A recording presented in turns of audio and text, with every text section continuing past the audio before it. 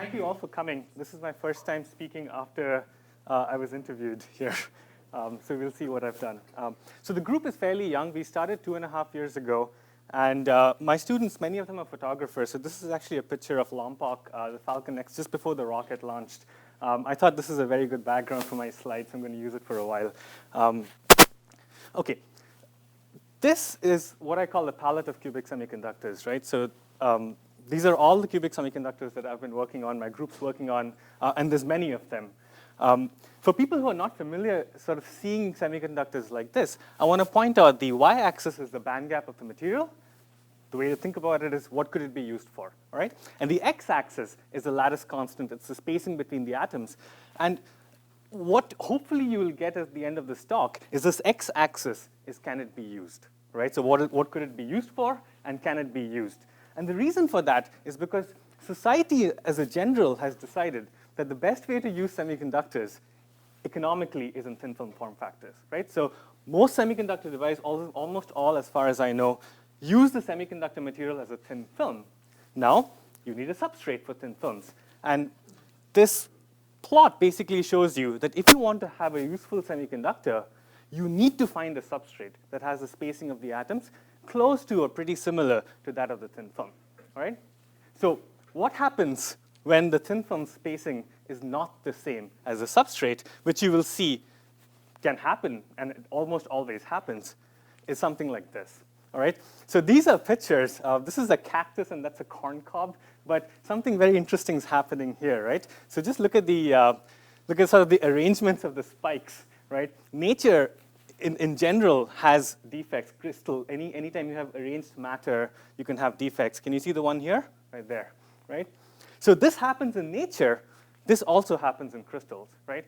So this type of a defect is called a dislocation. I'm sure a lot of you are familiar with it. But if you're not familiar with it, just think of this dislocation as a line of broken atoms, all right? So the atoms right at the center here are unhappy. But it's not just this line of atoms that's unhappy. You can see that the ones around it are also somewhat unhappy. The bonds are being stretched a little bit. They're being distorted. But even more importantly, you move away, and the atoms are just fine. Okay? So that's sort of a structural description of a dislocation, is that there's a strain field that sort of emanates from the center of the dislocation and propagates outwards and declines. Okay? So that's a dislocation.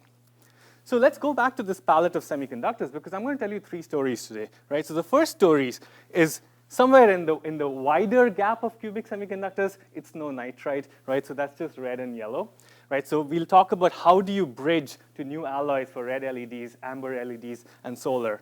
The second story that I have for you today is on making reliable quantum dot lasers on silicon, and all the lasers are sort of made using materials that are here, and yet the substrate's here, right? So that's a huge mismatch. So this is in sort of leading up to strong collaborations with the groups of Art Gossett and John Bowers. And the final third part of my story would be interesting materials for infrared, right? I have to use the word interesting because we haven't been able to do anything useful with it yet, right? So this is just a recent effort, 1 year. But what you'll notice is that look how low the band gap goes, right? It goes all the way to 0, right? So I started off being at 2 eV, and throughout my career, I've sort of fallen very, very low. And hopefully, at the end of the talk, we'll be able to cover topics 1, topics 2, and topics 3.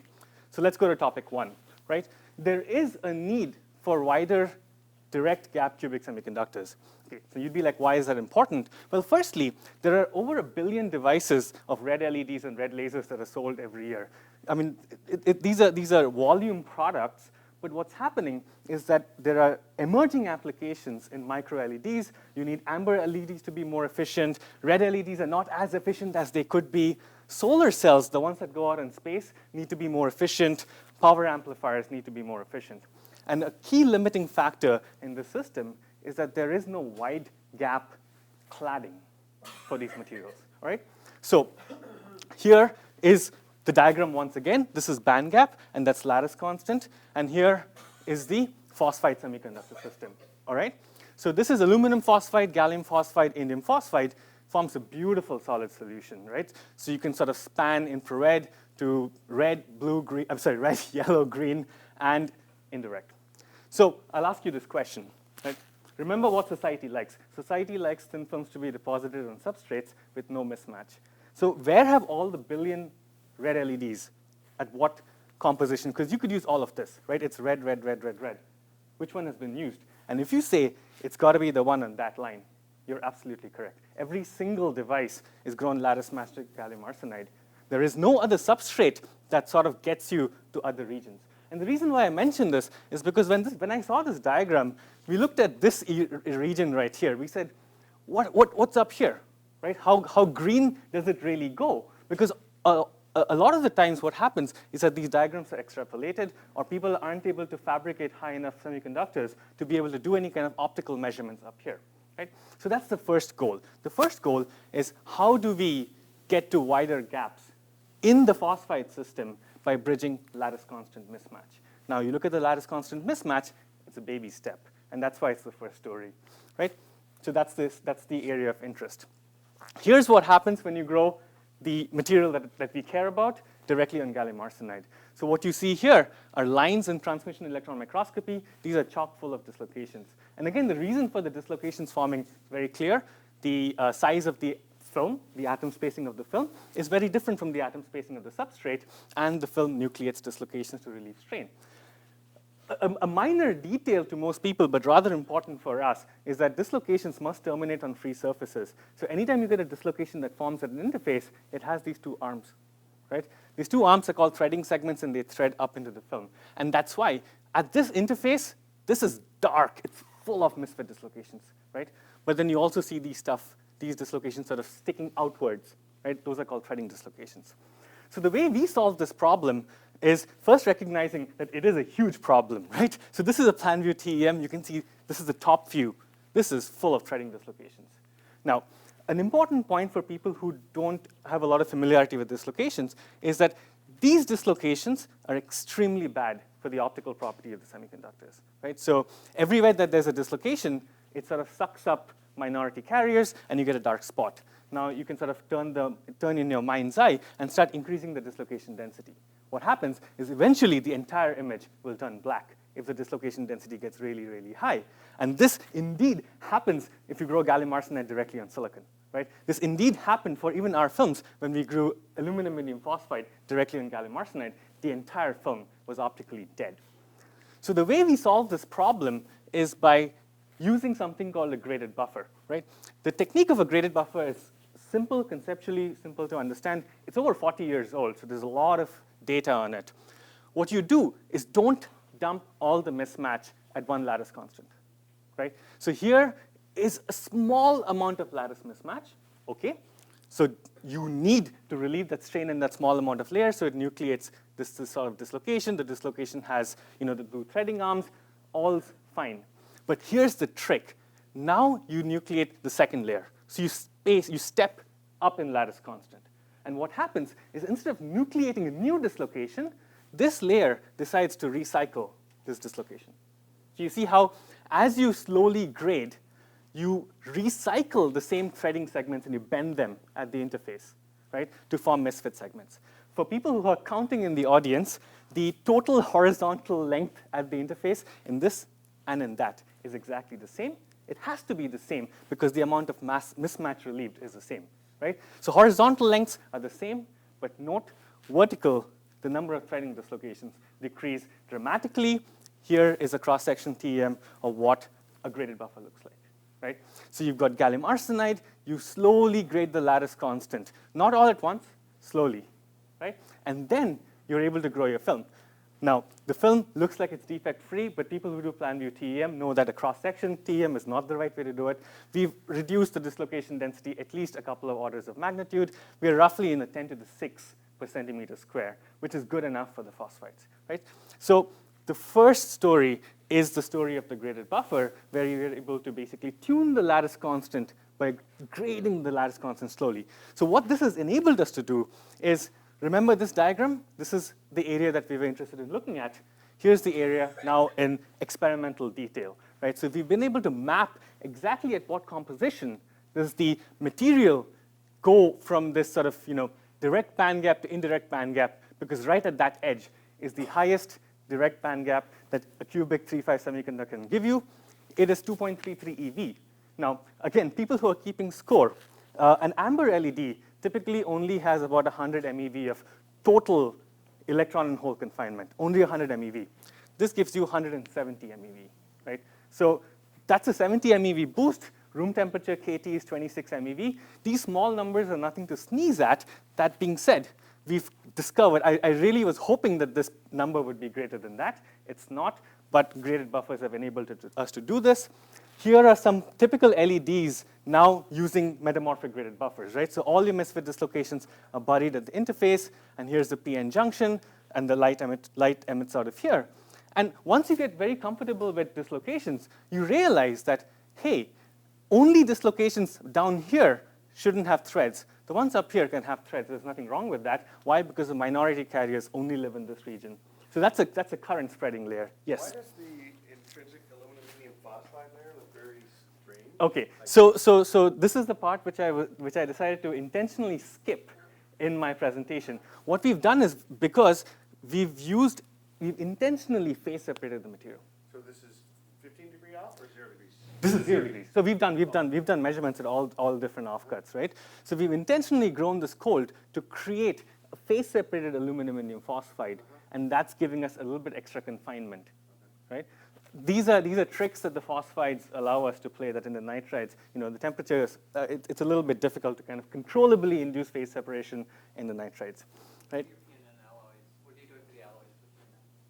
Oh, they're the exact same material. This is a homojunction. Oh, This is a homojunction. So the impurities kept it from ordering or phase separating? No, they're grown at higher temperature. The temperature. The temperature. Right? Again, remember that this is a proof of concept device. We were investigating this material not for the active region, but for the clad, right? But we wanted to demonstrate the optical quality of our clads, and so we decided to make an isotype junction, right? It's basically a homojunction, but we've intentionally induced phase separation to kind of get a little bit extra carrier confinement in the material, right? So that was a slide. I had a whole slide on phase separation in these materials, which I decided to throw out today to sort of keep the focus on dislocations, right? But I'll be happy to talk about sort of non-random alloys and how to tune that in the 3,5 arsenide phosphide system. Okay, so the first story was a short story, right? All I said is that, look, you can use graded buffers to tune the lattice constant while keeping the dislocation density low. How low is low depends on the material of choice. Whether graded buffers are economical or not is also up to the grower. Silicon germanium, you can grow graded buffers that are 10 microns thick, and you can get very, very low dislocation densities. Now, is that economically feasible? That, again, depends on the application, right? But what we've shown is that you can now, with this material system, we've pretty much exhausted it. It's 70 MeV more, and there's nothing more. We've run out of steam in the Allen gap system, right? The second story that I have for you today is about indium arsenide quantum dot lasers on silicon. This is sort of work that's been pioneered by the groups of Professor Gossett and Bowers. And so when I joined UCSB, there was a lot of interest in basically looking at, can you grow nice, reliable lasers on silicon? And the mismatch is, again, significant. It's a huge amount of lattice mismatch. So I have this figure for you. This figure is sort of to remind you why dislocations are bad, right? So this is a strain-sensitive electron microscopy technique in the SEM. It's called electron channeling contrast image that we started doing at UCSB 2 years ago. So everywhere you see a line, the atoms are displaced a little bit. There's strain in the lattice, and you're able to see this in an SEM, right? So there's a dislocation here, there's a dislocation here, and here is the carrier concentration map. In other words, the light emission map. And everywhere there's a misfit dislocation, there's strong non-radiative signatures, right? So it's a reminder that dislocations are bad. Perhaps what's not as well known is that this is not the reason why lasers fail on silicon, right? If all that had to happen was that dislocations cause dark spots, you live with it, right? The efficiency is going to be low, but it's going to be stable. Unfortunately, another rather important phenomena happens is that not only are dislocations dark, as you run the device, they increase in length, right? Which is such a phenomenal phenomena, right? So I wanted to give you a little bit of detail in it. Normal semiconductors that you and I work with, if you drop the wafer, this happens, right? And the reason this happens is because the material is brittle, right? What that means is that the dislocations have a very high activation energy to move. unlike a metal, in a metal you can bend it with your hand. The reason for that is the dislocations can move very fast and accommodate this plastic strain.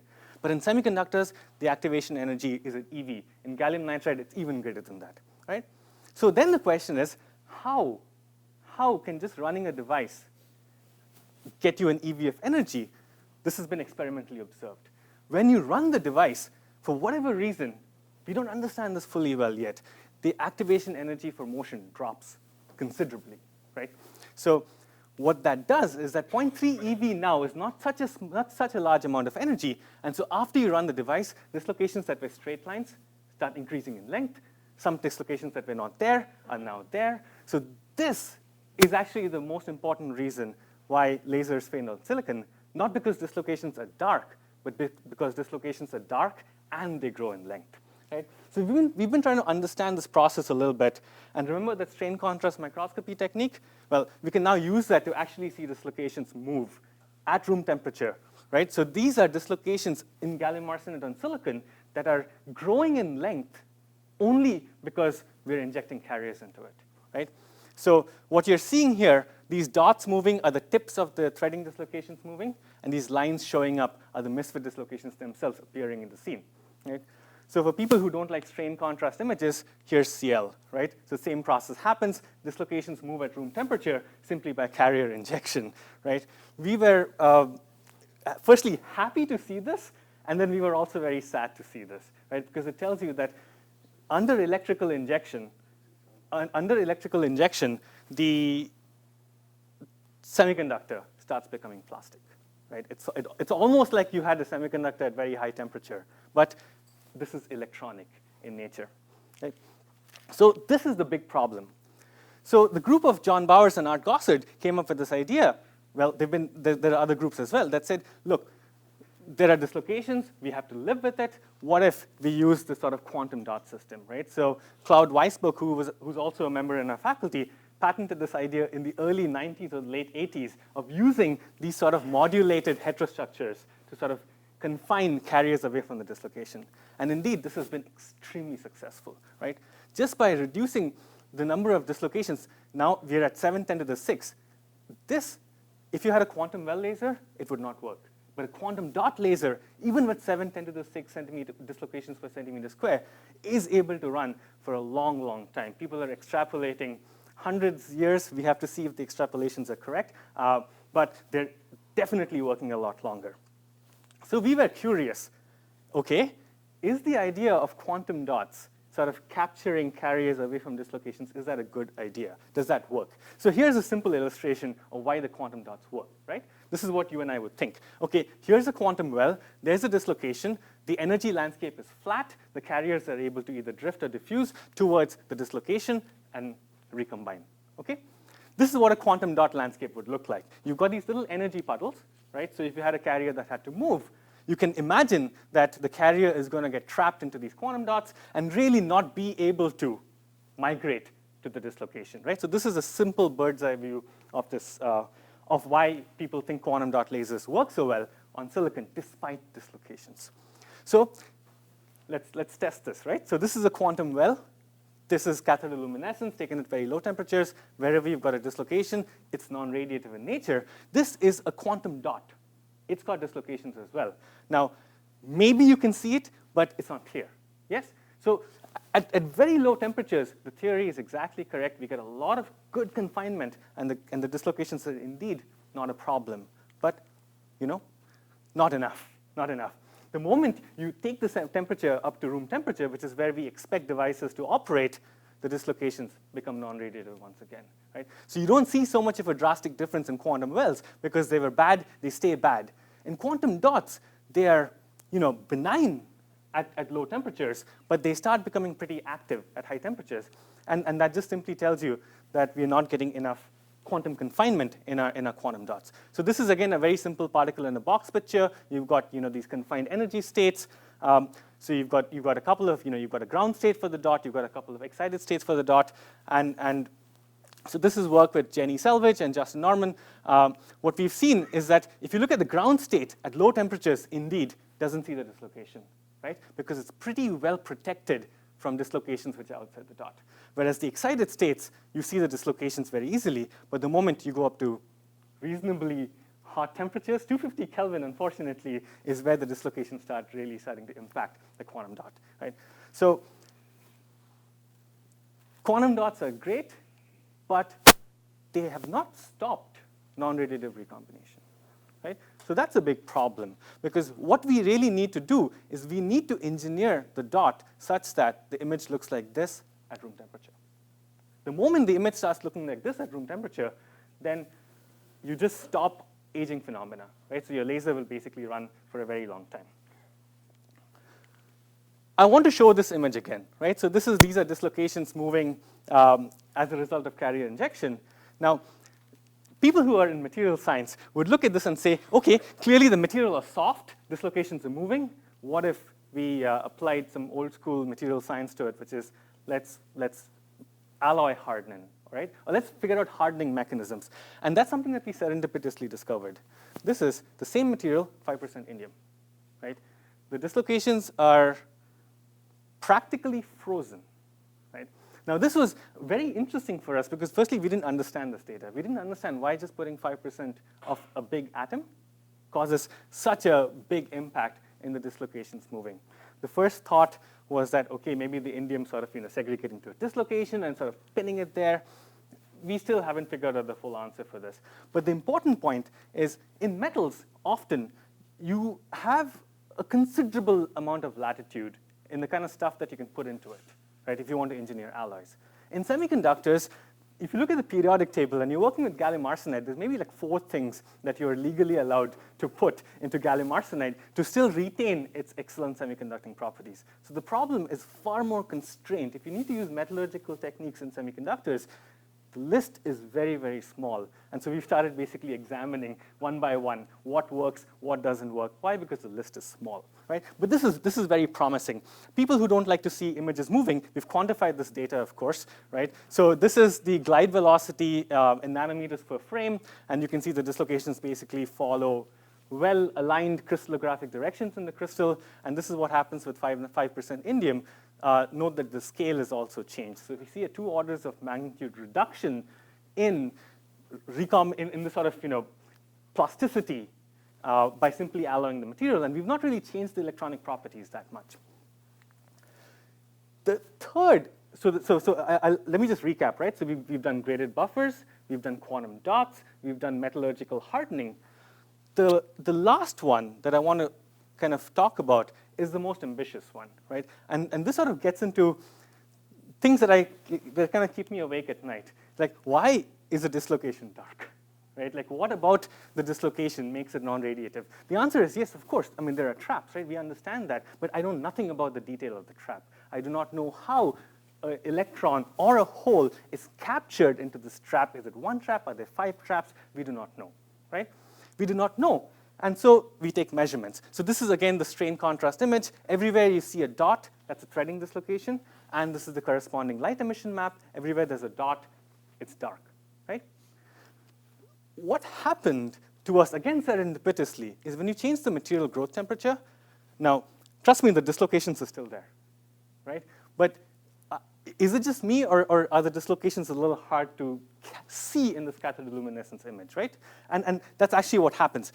By changing our growth temperature in the very same material, we found that the amount of non-radiative, this is sort of how dark the dislocation gets, is tunable. We don't understand why this is, right? We don't understand what, clearly it tells you that recombination and the dislocation is now not an intrinsic property of the material, it's a tunable property of the material. So we went to the literature, and people in the literature have a fairly advanced level of understanding. They say that, okay, it's an atmosphere of impurities, right? So that's the level of understanding that we have in a society, is that dislocations typically tend to agglomerate an atmosphere of impurities, and it is this atmosphere of impurities that makes dislocations bad for semiconductors, okay? So that makes sense, all right? So that tells you that we are able to tune, perhaps, maybe, this atmosphere of impurities by processing, okay? How do we test any of this? And this is where, yes? So I guess 2 questions. One, just so I understand, each one of these traces is a different. It's a different threading dislocation, that's right. Secondly, Are these plots all normalized relative to the different growth sample, or are they all normalized? Is one the same between different growth temperatures? Yeah, so we normalize them from regions that have no dislocations in them. You're normalizing always. Is the non-radiative rate in the non-dislocation centers the same? That's a great question, and so that's sort of the conclusion of the paper, is that, of course, you do not take this to its logical extreme, which is grow at room temperature. Absolutely not. So it turns out that this, right in the middle, happens to be where we've been able to turn down the recombination strength of the dislocation and yet not affect the material around it. The moment you make it colder, then the rest of the material also starts to suffer, right? So there's the Goldilocks zone. The Goldilocks zone is likely reactor dependent, likely material dependent, likely dependent on what was grown the previous day, right, which is a huge problem. So we wanted to sort of test this hypothesis that is it possible to figure out what is this impurity cloud at a dislocation? And that was sort of an ambitious experiment, and it would not have been possible if we didn't have Jim and Bastian's support. This is an atom probe tomograph of a single dislocation. Right? This is grown in this very special structure. It's silicon, germanium, so this lattice mismatch here. And that lattice mismatch basically creates dislocations. A big challenge in the field is when you look at a semiconductor, you cannot see the dislocations with your eye. So an atom probe, which is this very beautiful technique, you don't know where to pull the material out to look at it.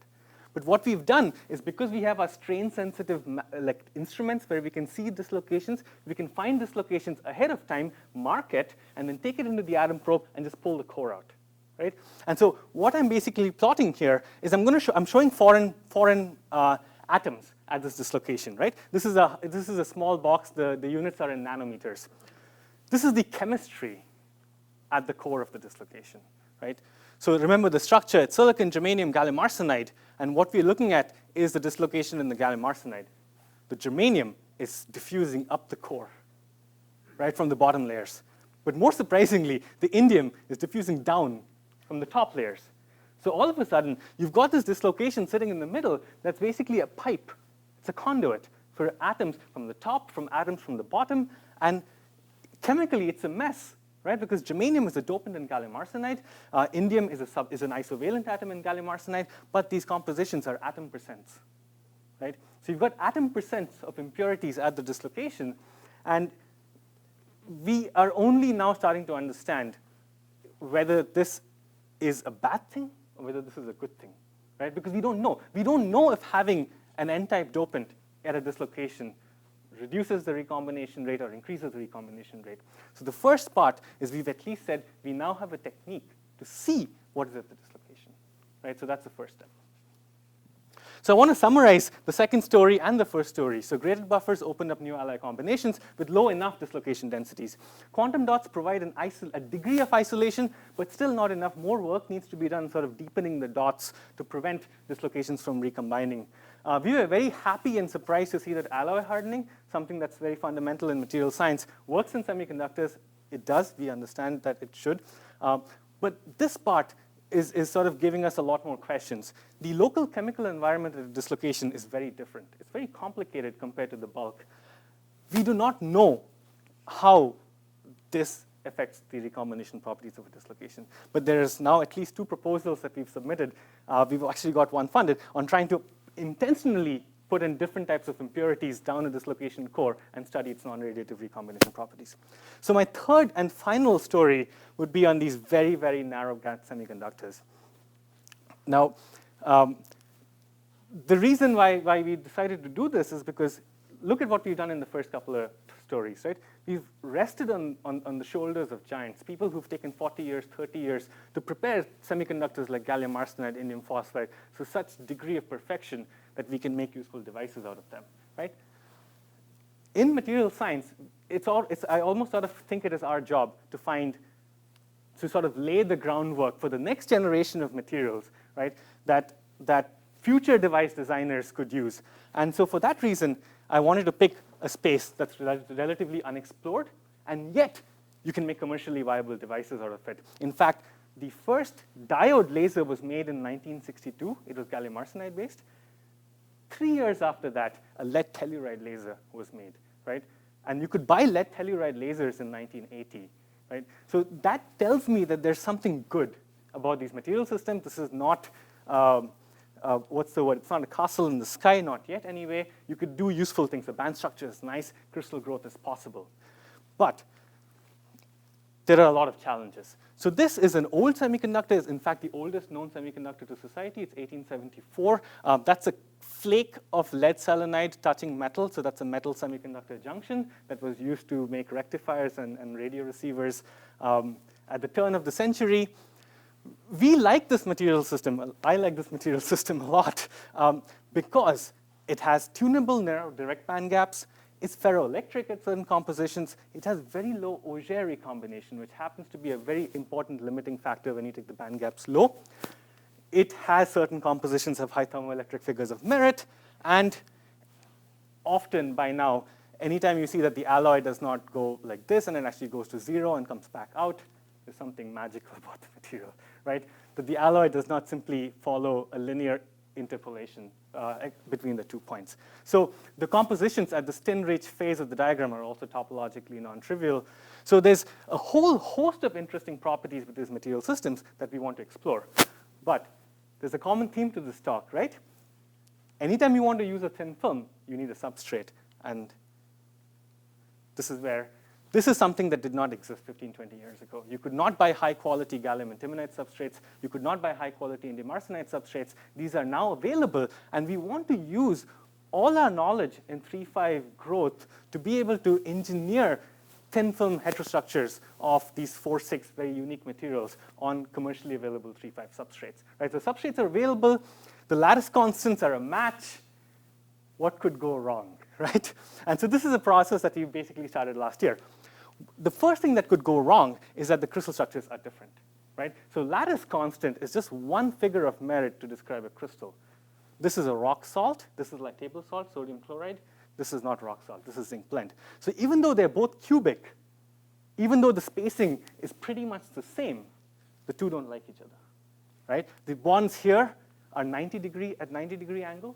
The bonds here are like methane, right? They're at that 109 point something degree angle.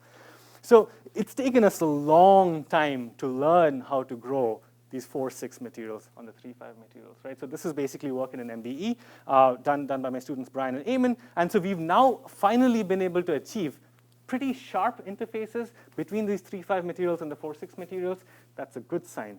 But anyone who shows you TEM images, you have to ask them, no, show me a wider image. Don't show me small atoms.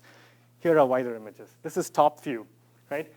Unfortunately, what happens, because the crystal structures are different, our film does not wet the substrate. Okay? So this is basically 2 monolayers of lead selenide. You see that it does not form a continuous film. It's forming these little elongated islands. And these elongated islands basically coalesce, and you get a film. This is not a very good way to work with semiconductor technology, right? Because it tells you that even though the crystals are exactly matched, anytime you have curved surfaces, anytime you have strain, the way they join together, you can get dislocations. And so we have a lot of coalescence-based dislocations that we're trying to deal with right now. So I want to leave you with one last image, right? So the idea of what's called a dislocation filter, right? So if you cannot avoid creating them, and people who do gallium arsenide and silicon cannot avoid creating them, so what they do is that they create a large number of dislocations at the interface, and then they figure out ways of mitigating them, right? This is, again, very old technology. It's been going on for at least 30 years.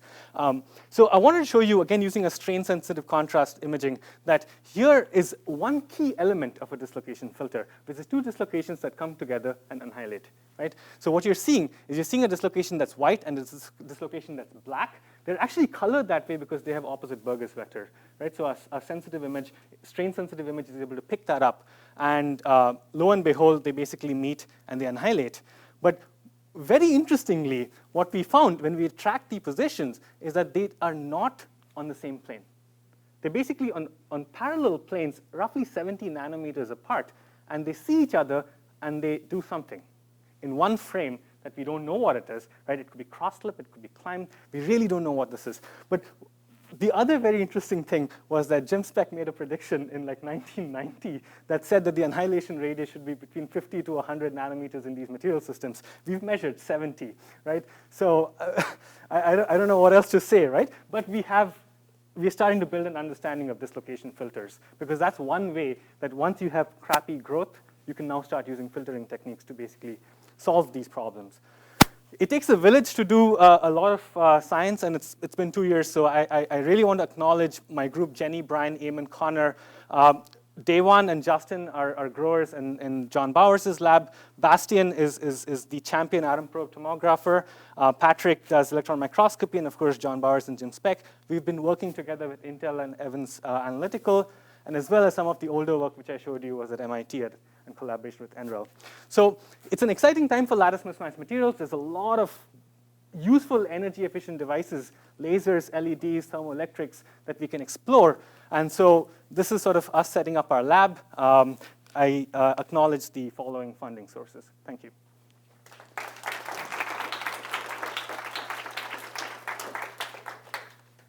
Yeah, we have time for questions.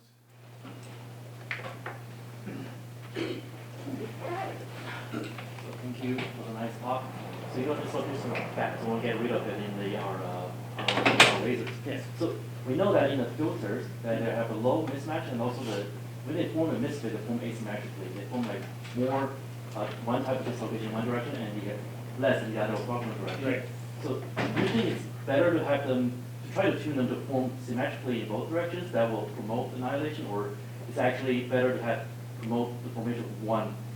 Just to push the one point. Okay. Okay, I understand your question. So let's see. So what Chen's basically asking in that in polar materials like 3,5s, the dislocation core could be terminating on a group 3 atom or a group 5 atom. What unfortunately happens is that if you have two dislocations that have different core terminations, they cannot annihilate.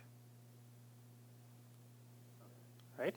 I mean, unless there's a screw, unless they sort of turn into a screw dislocation. So which I don't see why the threading arm. I mean, the threading arm has some leeway; it can do that.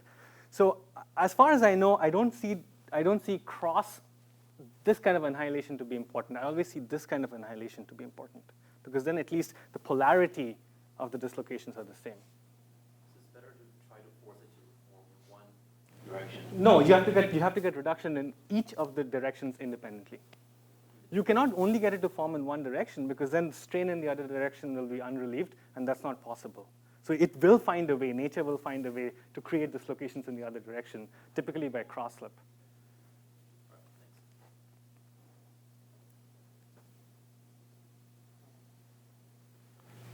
Are you planning to image dislocations movement under an electric field?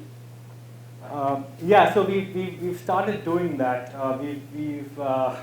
We've been trying to run some electrical devices inside the SEM. So the reason I'm guessing why you're saying that is because you're saying the dislocation could be charged. Is that why you think there would be effect under electric fields? You mentioned that activation energy goes down. Yes. I thought Oh, I see. So the reason why the activation energy goes down phenomenologically is somewhat understood, which is, okay, you've got a band gaps, right? You've got a band gap, right? You clearly are not emitting light at that region. So where does the energy go, right? So the energy is going somehow towards lowering the activation energy. It does not need an electric field to do that. That being said, a lot of tunneling phenomena are enhanced by electric fields. So I don't know the answer to what an electric field would do. But I thought you meant charge dislocations, in which case they will move under electric fields. So I have a question. Yeah. So it's carrier ejection, so it's electron hole. That's right. Electron hole recombination. Dislocations, it's banging off, right? That's right. So Well, we don't know. We don't. Most of the bonds at a dislocation are supposed to reconstruct, and only at places where the dislocation does a jog or does a kink would the reconstruction not be possible. So that's one place. The other place is what's called a soliton defect, right? So it's called a reconstruction artifact. Here, the dislocations have decided to pair up. Somewhere else, they pair up, and then you get a grain boundary when they meet. And so right in the middle, there's an unpaired dangling bond. Yep. So the number of dangling bonds is only a few percent of the total number of dangling bonds that you would expect in a dislocation. It's just mysterious to me that just electron and hole flow is moving these things around so fast. Okay, so there is another reason. So I did not allude to this. Well, I have a better image. So here. So there is a driving force. The driving force is residual strain in a film, right? Now, the non-radiated recombination, all it has to do is has to activate it. So if you didn't have any residual strain, your dislocation would simply wobble. It would random walk. But now, because there's residual strain in your film, typically 3.5s on silicon, the silicon tends to contract much slower than 3.5 does. So your 3.5 is in a lot of tension. So the residual strain basically tips the energy field. So now instead of random walk, it drifts down, right? Yep. But without strain, it would just wobble. Yeah. Yeah, question. What's in GaN? Do they move in InGaN? GaN. In gallium nitride? The answer is yes. The answer is yes, but it's sort of, look, I mean, gallium nitride is a very, very hard material, right? So the Peierls barriers could be as high as like 3 electron volts, could be very, very high. But then the band gap is high, so every time there's non-radiated recombination, there's a lot of energy that goes into that high barrier, right? So hard materials, wide band gap, people have seen this happen. In fact, we've seen this in algan, right? High residual strain, you will see this happening in, you will see it in gallium nitride, yes. But there's no shear stress on the easy slip systems and normal GaN. That's right. That's right. That's right. That's right. But phenomena exists in gallium nitride. It's possible.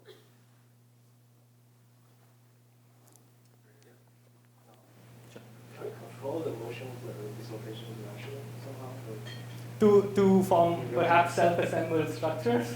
No, for example, like to tune the density of the dislocation Yes, in real time. absolutely right. So that's actually what we've done. So what we've done is, so people can probably see that there are dislocations. These ones are not moving, and the other ones are moving. Some move, some don't move. Right? It has to do with the Berger's vector of the dislocation. So these are called sessile. The other ones which move are called glissile.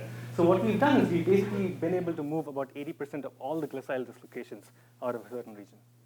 That dropped the dislocation density by 50%. By carrier injection? By carrier injection, right? But there's a problem with that. Now there are no glissile dislocations anymore. Is this reversible? Yeah, it is reversible. It is reversible if you can reverse the energy landscape. The energy landscape is because of strain. So the only way you can reverse it is if you apply the opposite direction of strain, and the dislocation will basically come back, right? Now if you have a free surface, if you just have a free surface, the dislocation will simply exit off the free surface. Then it will not come back, because then you have to nucleate a little bit, right? So there's asymmetry anytime you have a free surface, I think. How high in voltage are you using? So that's a great question, right? So this is actually taken at 30 kiloelectron volts, right? This is taken at 5, right? So it's not about the beam voltage, because that simply creates a plume of electron hole pairs, right? So at higher kV, you create more electron hole pairs. Low kV, you create less. But the recombination is happening at band edge. And so if you're looking at a device, not using electron channel microscopy, you're just trying to look at your device, Yes, you could damage it. that's right. That's exactly correct. That's it. And so this is why this phenomena is happening in the first place. So sorry, I apologize. Just give me a minute. Yeah. So this is not glide. This is climb, but it is happening during device running, right?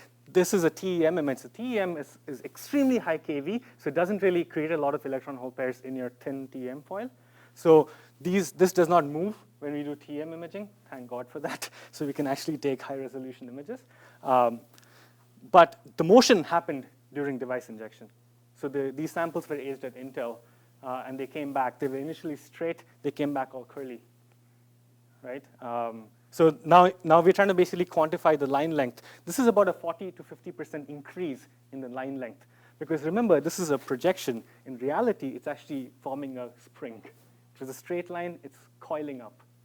And so the coil length is quite high compared to the linear length. Yeah. Yes? You talk about how dislocations sum of carriers, Yes. which basically is the electronic property. That's right. So how would it affect the optical property? Like how would it scatter light? For example, in a laser, if you have more dislocation, it would cause more optical loss. Okay. And when you age them, obviously the decline they occupy more area, so they cause an increased optical loss. Okay, that's a great question. So the actual size of a dislocation is, remember, it's tens of nanometers, far, far smaller than the optical mode, right? So you should not see any effect of having a dislocation or not having a dislocation in the material, right? So the way you can test this is grow polycrystalline gallium arsenide versus single crystal gallium arsenide and measure the refractive index. See if there's a difference, right? That would be my first experiment that I would do. I don't know the answer to that. But my guess is that it should not have an effect.